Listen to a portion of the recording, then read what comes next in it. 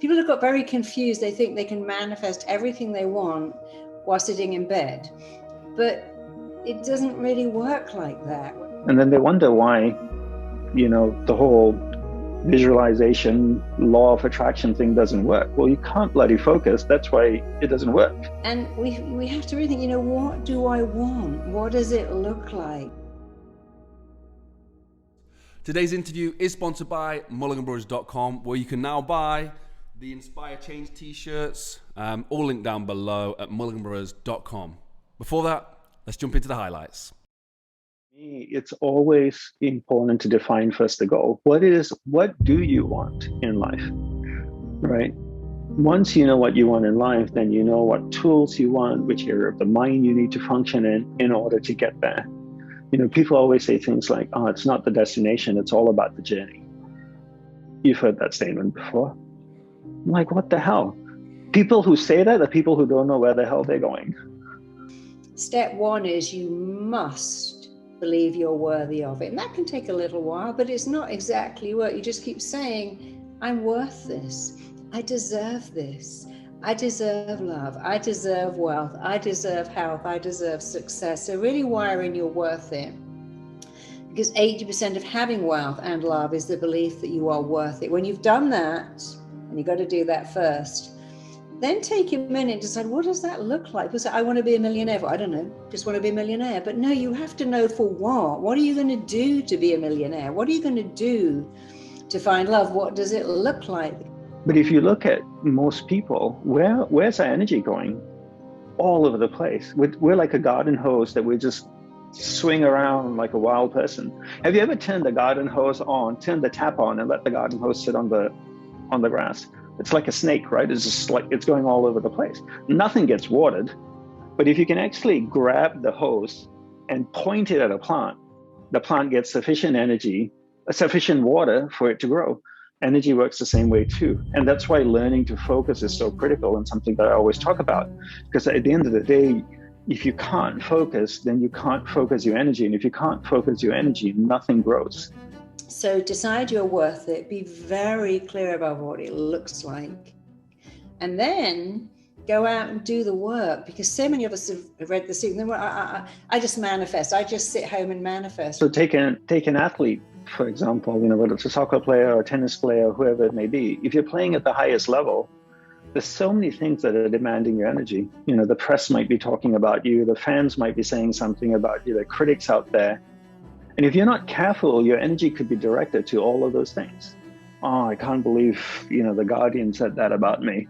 I can't believe the Times said that about me. How could they? This is just so not true what they tweeted about me. I never said that. And before you know it, you're engaged in 20 different things or 30 different things that really don't deserve your attention and your energy. When your energy could be redirected and funneled towards what it is you want to accomplish. Like an Olympic athlete would go, I love training, so excited about I'm going to get a gold medal. Pick your lie, repeat it to yourself.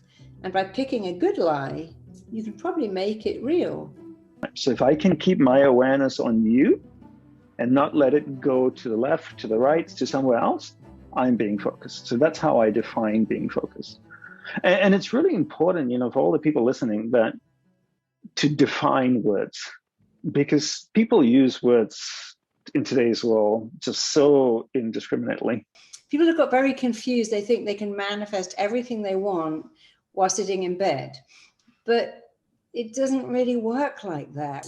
And I think we've got very confused because we don't understand it's a 3-step process. I've done the last step.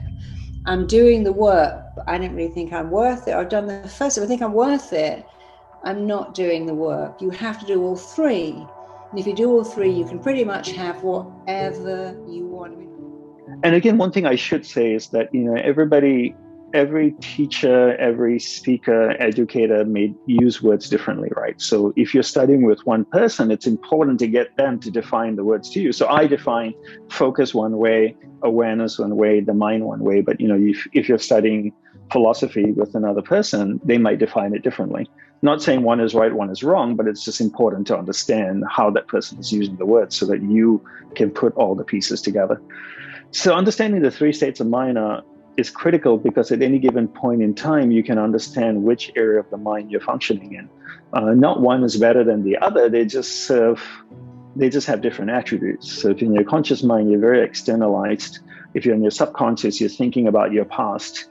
Every thought you think is a blueprint that your mind and body are working to make real.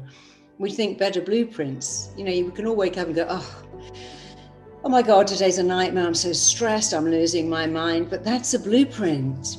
And you have to change it. Of course, you can have bad days, bad moments, but you have to pull back from that so it becomes not an everyday occurrence that you always think negative thoughts. And the easiest way to stop it is to just look at your language. Your words shape your reality. If you don't like your reality, changing your language is the fastest way to fix it. So I was actually having a call with a journalist on Saturday, and he said, I was terrified that I'd lost your number. And I thought, isn't that funny? He used the word terrified when really he was probably a little bit bothered and slightly annoyed, because he could have found my number.